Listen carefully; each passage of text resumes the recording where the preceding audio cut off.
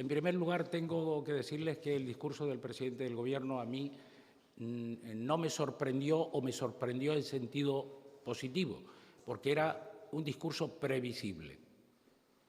El presidente del Gobierno ha hecho un discurso desde la comodidad y la estabilidad de un gobierno donde ha trabajado en la peor época, efectivamente es cierto, pero un discurso cargado de realismo, un discurso positivo, muy minucioso. El presidente del Gobierno ha hecho un discurso que ha descendido a unos niveles importantísimos y a mí me parece que esto es conveniente destacarlo. Es verdad que los portavoces no tenemos el mismo tiempo y, por tanto, no podemos descender a ese nivel, pero ha descendido mucho a nivel. Ha sido un discurso realista y, además, un discurso comprometido, no comprometido con la sociedad canaria solo en el momento de desarrollar estos 4 años o esta legislatura que concluye, sino, además, un discurso comprometido con eso que él siempre dice, y lo mejor queda por venir. Yo creo que esa es una reflexión que le hace a la ciudadanía, ya pensando en clave electoral, pero también es legítimo hacerlo, ¿no? Lo mejor queda por venir. Y miren, ha defendido la honorabilidad de lo público, y, por supuesto, ha denunciado la corrupción. Lógico, y el compromiso que tiene con ello. Es verdad que ha hecho un discurso tan minucioso, tan realista, tan positivo. Yo siempre he dicho que el Gobierno ha hecho lo mejor en la peor época, y es verdad, ha hecho lo mejor en la época más difícil, quizás, de la democracia en nuestro país. Es verdad que ha contado con el apoyo inestimable y la cooperación de los fondos comunitarios, del Estado. Muchas veces se dice es que cuando gobierna un partido del mismo color político, yo creo que Canarias se ha beneficiado de un gobierno del mismo color hasta aquí y, por supuesto, ha contado con algo que no ocurre en otras comunidades autónomas del país. La política está crispada.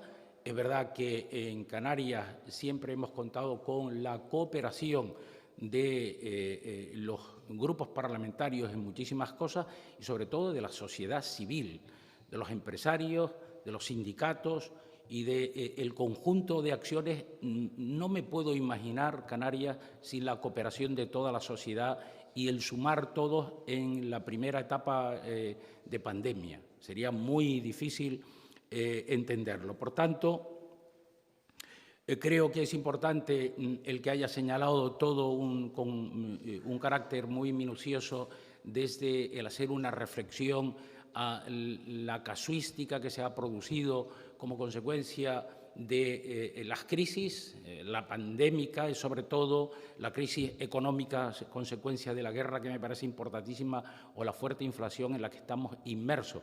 Y ha establecido pautas también para la recuperación económica y ha hablado, indudablemente, de los servicios esenciales. Qué duda cabe en épocas tan difíciles lo que ha supuesto desde la inversión pública y el compromiso de todos por mejorar una sanidad.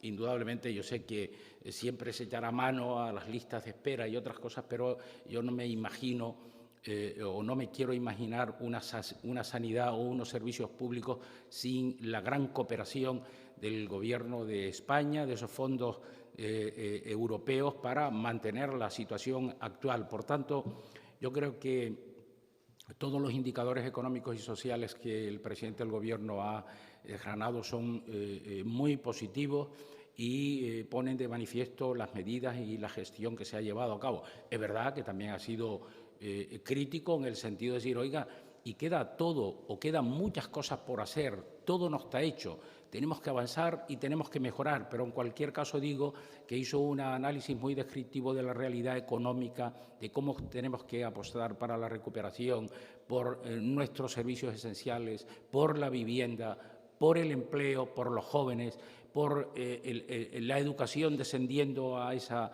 educación de hasta los niños de 0 a 3 años inclusive en la dependencia, todos los aspectos positivos que ha supuesto llevar a cabo inversiones tan importantes, que desde luego tenemos una tarea todavía importante por hacer. Y ha descrito todos los sectores productivos, desde lo llevado a cabo en el ámbito del sector primario, la ganadería, la agricultura, la pesca, el turismo, la industria, el comercio, las infraestructuras en todas las islas. Solo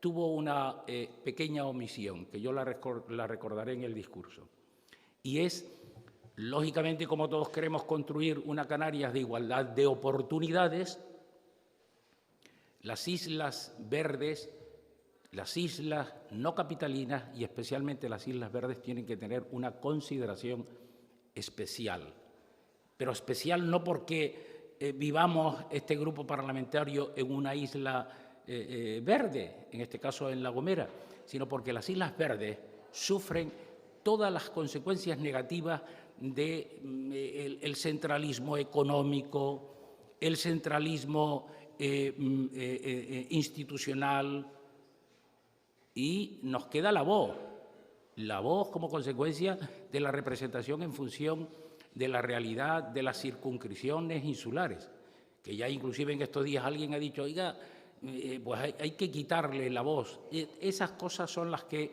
yo he hecho en falta, pero las recordaré. Tiene lógica que inclusive pueda ser una omisión.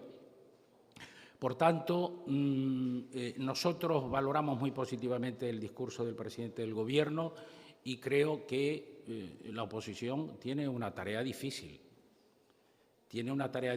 Y yo espero, en todo caso, mi grupo espera que toda esta realidad que hoy ha presentado el presidente del Gobierno, que es la consecuencia o la suma del trabajo de los miembros del pacto, hay que tener en cuenta, no voy a desgranar ninguno de los sectores de los que habló el presidente porque ya he dicho que habló de todos, pero el turismo, es que es un milagro que del cero turístico hayamos recuperado el 97% de la fortaleza del turismo antes de la pandemia. Quiere decir, por tanto, que ahí está la suma del Gobierno, de todas las fuerzas del pacto y que a mí me parece que son positivas. Después hay un dato que me parece importante reseñar. Es verdad que Canarias tiene que crecer en igualdad de oportunidades y hay algunos retos o desafíos que yo creo que hay que mencionar. Lógicamente, en la intervención próximamente lo haremos, como intervenimos mañana, esta tarde los grupos de la oposición y mañana los del Gobierno, haremos algunas reflexiones acerca de algunos retos y desafíos que tiene Canarias, que hay que afrontarlos, porque 4 años más sin afrontar esos grandes retos y desafíos, por poner un ejemplo, el fenómeno demográfico. No podemos, de ninguna de las maneras, dejar de planificar el crecimiento demográfico en unas islas que ya tienen 2.260.000 habitantes y tenemos que saber a dónde queremos llegar, porque esa es la clave de la sostenibilidad económica, social y ambiental, entre otros. Por tanto, en fin, pero concluyo diciendo que me pareció acertado, lo compartimos plenamente y, desde luego, yo espero que el discurso de los grupos de la oposición se centren en rebatir